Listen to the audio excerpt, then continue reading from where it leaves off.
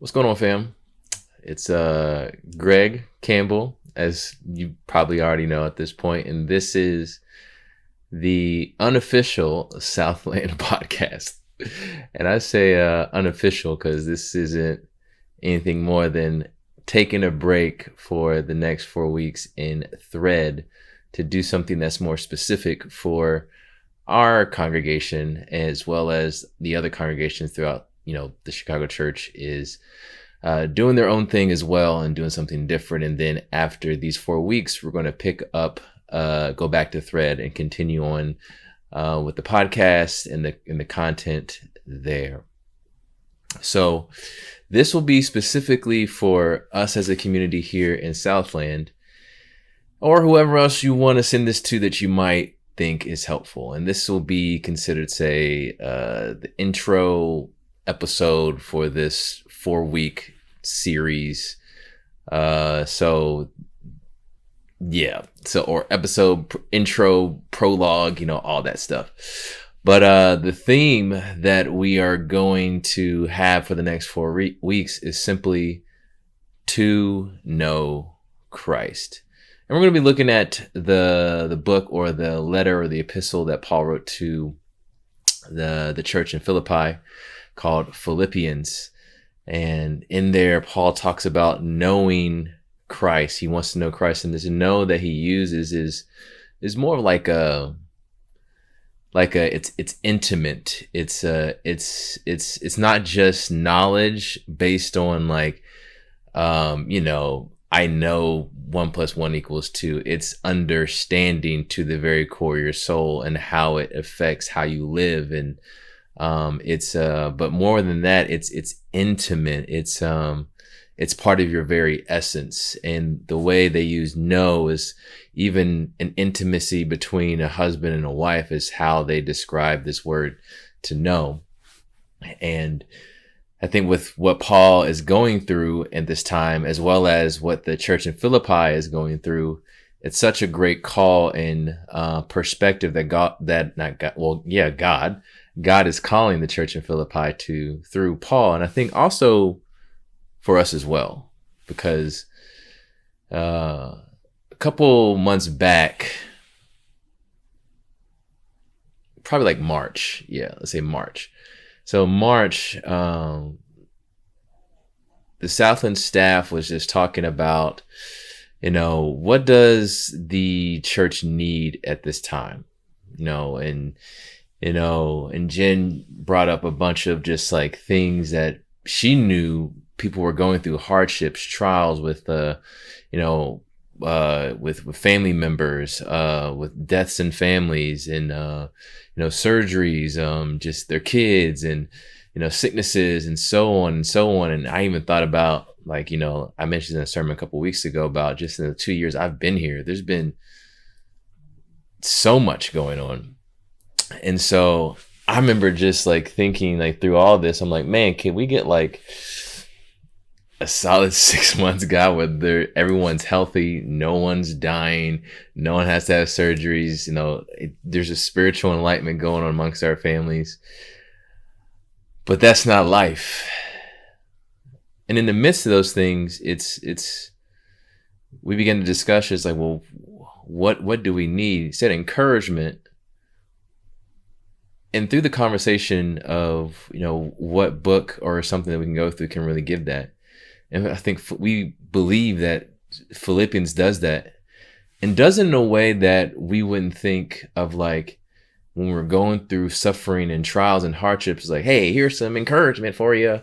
But it's something real. It's something authentic, and also something that calls us to a higher perspective, and a perspective that, let's be honest, most of us probably wouldn't even consider. And it's a heavenly perspective, which can be difficult and radical in ways. And yet when you see the promises, it's exactly what our souls need.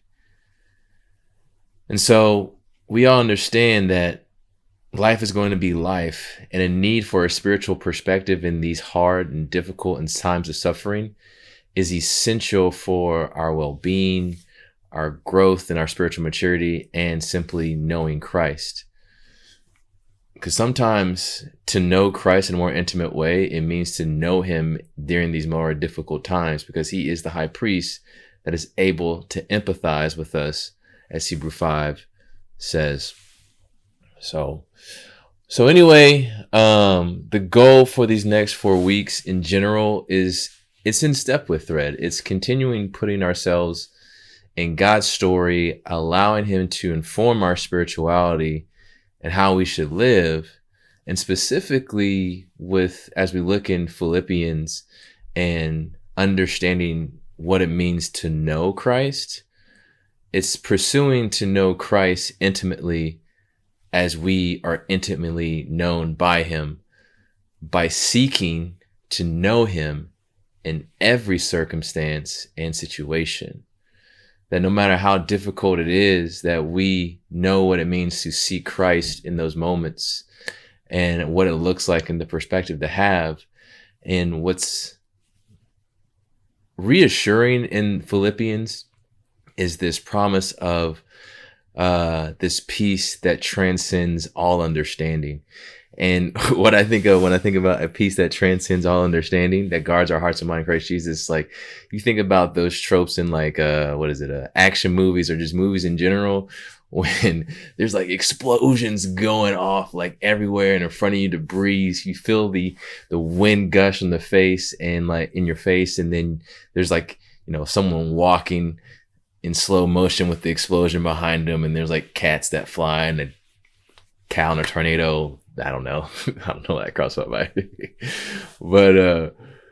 But yeah, in a situation like that, you just have a sense of peace on your face, and it doesn't bother you while there's so much chaos and things blowing up around you. And because if you saw somebody like that, where they're just walking and there's just explosions going on, you're like, what is up with you? This is not normal by human standards, which comes down to either one, I don't know, maybe you're somewhere on the spectrum or you got something going on mentally, or maybe there's a spiritual perspective that is meant for other people to learn and acquire of. And that's the one that we will be able to exude when we learn what it means to know Christ. Because I think for the most part, we're all like, yeah, I want to know Christ. Like, knowing Christ is a huge part of discipleship. It's knowing our teacher, and not just as a friend, but intimately as our brother. And I think most of us, I want to know Christ. And we got to ask ourselves, but do we really? Do we really want to know who he is? Because it might not be as easy as we thought, but it's the one thing that's the most rewarding, even when it's difficult. And so that's the goal in these next coming weeks. And, I just wanted to hop on here to kind of inform you of what these next weeks are going to entail. And what you can expect is finding this content on the it's actually going to be on the Thread app. There's a local church content tab and button, and I'll show you guys how to do that in another video, so that you'll be able to access it and to see what it is going to be for the week. And it's going to be similar to Thread, not all the content, because we don't have the resources and time like those that Thread actually do. You can expect something like this, like a brief overview or a perspective of each chapter for every week, and you'll have 6 days of quiet times and daily devotionals that'll be short and simple and reflective, as you've been used to. And then you'll have a sermon on Sunday on that specific chapter. So as we embark on this journey continually together, and as we take a quick pivot just to know Christ, especially in the season that we're in right now as a Southland community, I believe that this will be a stepping stone, because I'm like, maybe this is an opportunity that God is using, for the Southland, congregation to be a light and example for other brothers and sisters close in proximity here in Chicago, but even in the country and even our nation of what it really means to know Christ in times of suffering, or just know Christ in general. And so my call to all of us as we go in these next 4 weeks, is to consider the ways that the Spirit is challenging you to consider your perspectives of your own sufferings and trials, your perspectives of this life.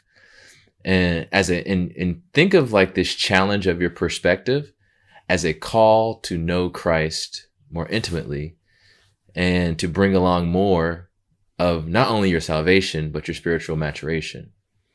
So again, as we're going through this, consider the ways the Spirit is challenging your perspectives as a call to know Christ more intimately, and to allow this coming closer and knowing Christ in this way to bring you further along in your salvation and your spiritual maturation. Because our salvation and our spiritual maturation is a process. And what I mean by salvation isn't like our eternity. I'm talking about right now in our mortality, like being saved from the ways of this world, rather that be the things around us in proximity or even internally and how things have affected us. And spiritual maturation is an ongoing process that is brought to completion on the day of Christ. So, but thank you guys so much for taking the time to watch episode 1. Please go on to watch this is episode 0. My bad, I'm tripping. So this is episode 0. As you can see, I've never done this before, but this is something that I hope will enrich your guys' spiritual life as we continue to walk this journey together. See you guys next time in episode 1.